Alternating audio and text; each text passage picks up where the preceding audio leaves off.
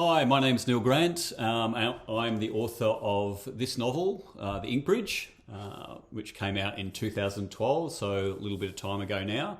And I just wanted to talk to you a little bit about my motivation for writing it and some of the stories, some of the people, and some of the things that came along the way. So back in the early 2000s, I was casting around for something new to write. Just my second novel had just come out, and I was looking for a new project. And the asylum seeker debate was in full swing at the time. Lots of people were trying to get here from various places around the world, war-torn countries, and we were treating these people pretty badly. So there was incidents of people trying to arrive by boat. They were turned round. They were put in detention. So early on, I went to talk to someone at the asylum, the Refugee Council of Australia. Initially, I'd thought maybe I wanted to write about a young Sudanese man. But that person at the Refugee Council of Australia said, basically, for the Sudanese, the young Sudanese people, once they'd got to Australia, their refugee journey was pretty much at an end, because they spent long periods of time in camps back in Africa, in Kenya mainly, and they'd been granted refugee status. So they came there as full refugees to Australia. On the other hand, there were people from places like Iran and from Afghanistan who arrived in Australia and were put into detention or had been in detention and then were out in the community and waiting on temporary protection visas. Even though they were legally asylum seekers and were allowed to do so, they were held in pretty bad conditions.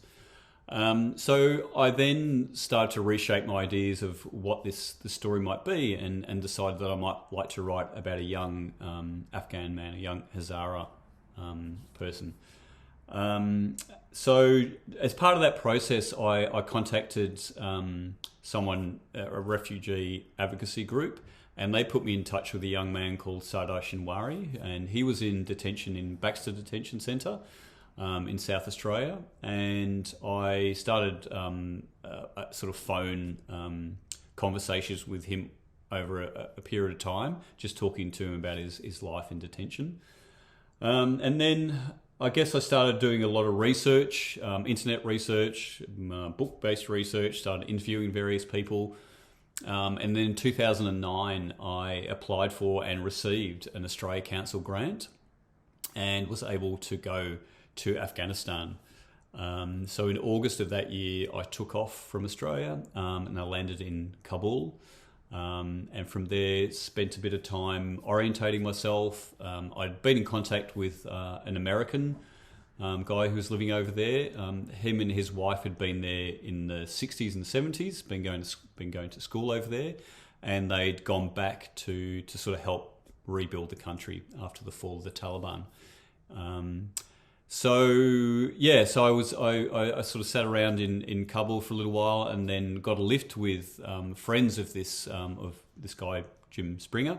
Their friend Marnie Gustafsson was running an aid organisation called PASA, and I got to travel with her to Bamiyan and stood in front of the giant Buddhas, where the early scenes of the novel takes place when the giant Buddhas are blown up by the Taliban, and it sort of kicks the whole narrative off. Starts Ahmed, the young Hazara guy, starts off his long journey through Pakistan, Malaysia, Indonesia, and then finally to Australia. So that's the basic story about writing The Ink Bridge. I spent 3 weeks in Afghanistan. It was an amazing time. Really, the Afghans are really quite incredible people, and their country is beautiful. And then went back to India, which is a place I know quite well, and spent 3 weeks there in one of the hill stations, a place called Bir, doing the final piece of writing on the novel. So the novel came out in 2012, and yeah, that was basically it. That's the story of how I wrote The Ink Bridge. Thank you.